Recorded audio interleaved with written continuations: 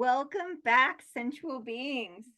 So, today we're going to explore Kundalini energy. And this is really that powerful force that just resides within each of us.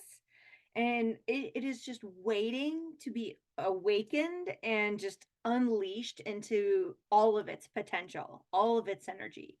The Kundalini force is really the energetic flow of sensuality. So, before we begin, let's just take a moment to center ourselves and to connect to our breath.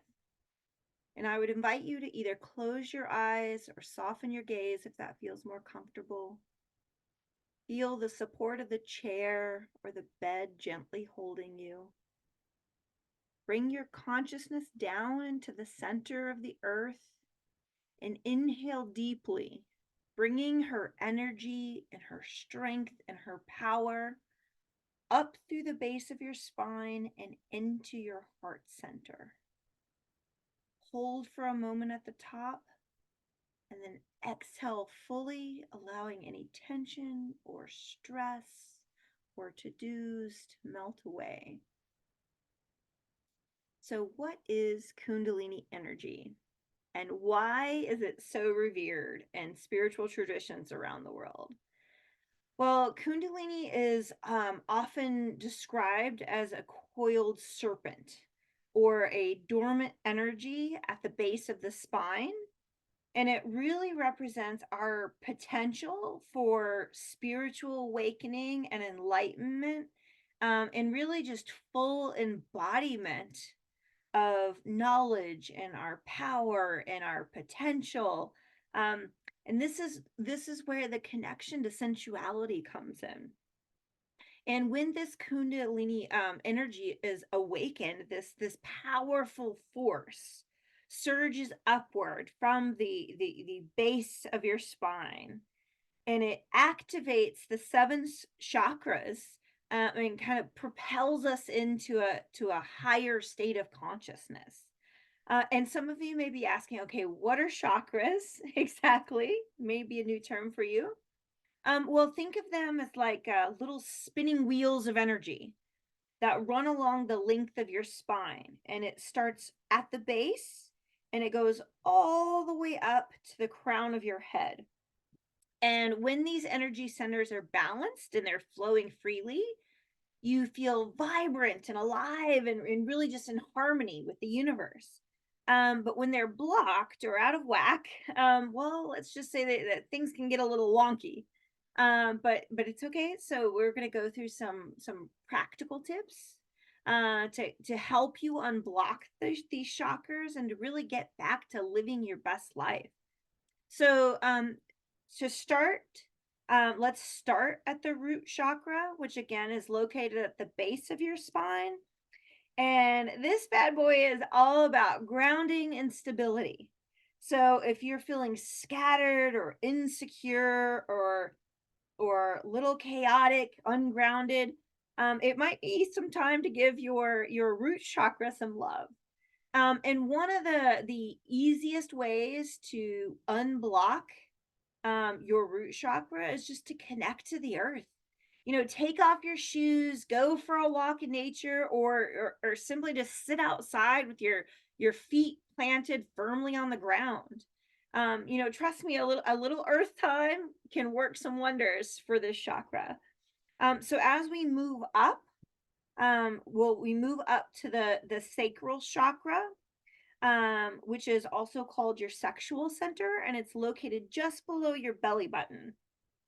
And this juicy little energy center is all about pleasure, creativity, and passion. So if you're feeling stuck or uninspired, it might be some time to get those creative juices flowing. You can try like tapping into your artistic side by painting or dancing or even just doodling in a journal. The key is to really just let go of judgment and really just allow yourself to express like your innermost desires and dreams and just the visions that live inside of you. And who knows, what magic you might like set free just by tapping into this chakra. And moving along, we come up to the solar plexus chakra, which is located in the upper abdomen.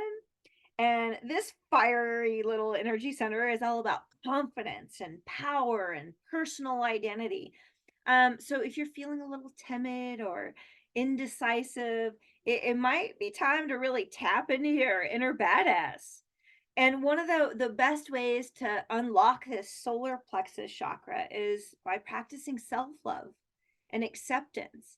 And just take time each day to celebrate your accomplishments, set some boundaries, and just honor your unique strengths and talents. And just remember, like, you're a rock star, baby.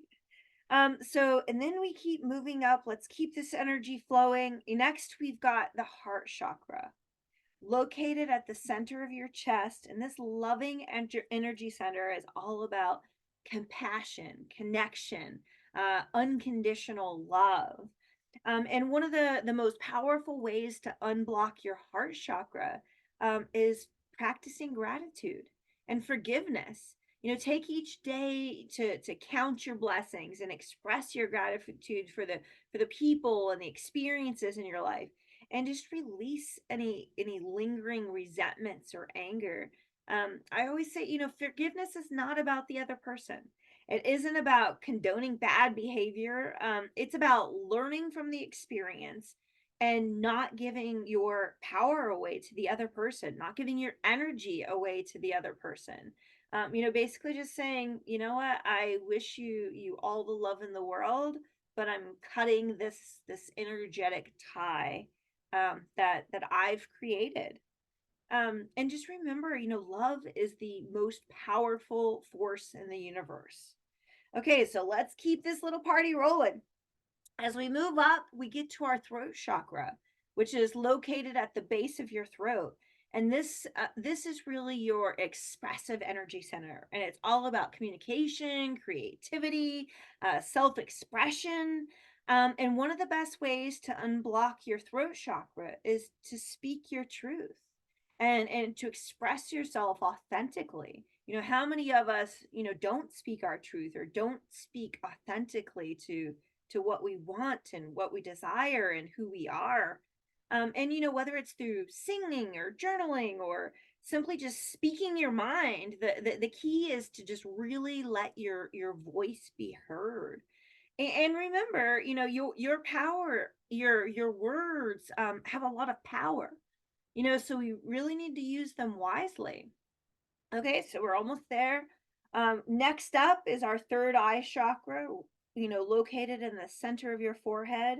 And this center is really about your intuition, your inner wisdom, and your spiritual insight. And a lot of times, we ignore this part. Like, we have that gut feeling. We have this part that tells us, when things are right and in alignment with us, or when they're not. And we sometimes can ignore this part of us. And one of the most powerful ways to unblock this third eye chakra is by practicing meditation and mindfulness. Take time each day to really quiet your mind, tune into your inner wisdom, and really trust what it's telling you. And because all of the answers that you're looking for, they're already inside of you. We just have to learn to listen, to quiet our minds a little bit, and to really trust that. So finally, we get to the crown chakra, which is located at the top of your head. And this divine energy center is all about spiritual connection, about enlightenment, about universal consciousness. And one of the most powerful ways to unblock this crown chakra is by connecting with the divine and surrendering to the flow of life, whether this is through prayer, meditation, or just basking in the beauty of the universe. And the key is to open your heart and open your mind to the infinite possibilities that are around you. Okay, so let's wrap all this up. So when you look at your life and you feel into your chakras, your root chakra, your sacral sexual center, your solar plexus, your heart, your throat, your third eye, and your crown, which of these feel like it needs some love? Which of these feel like if I could just open this up, the rest of this would all work? And the next question is, okay, so it feels like it needs some love. What kind of love would you like to offer it? This is all in your court. And unlocking your chakras is all about tuning into your body, into your mind, into your spirit, and really finding just what works best for you, whether it's through meditation or movement or creative expression. The key is to really listen to your intuition and trust the process. you know Through my life, I've had blockages in each of these chakras, different parts of my life, and finding my power and unlocking this potential stored energy, this stored power and potential in each of these centers has really just been amazing. But here's the thing, Kundalini awakening, it isn't all rainbows and butterflies. It is a journey, and sometimes it can be wild and unpredictable. And it does require some preparation, some guidance, and mostly surrender. Just surrendering to the process. And before you dive headfirst into the world of Kundalini, it's essential to strengthen your body, to strengthen your mind and your spirit through yoga, meditation, and other spiritual practice. And this kind of lays the foundation for a safe and transformative awakening, because sometimes it can kind of shake up your world. And I would seek a mentor. That as I've been like navigating the twists and turns of Kundalini awakening, I found it's not always easy.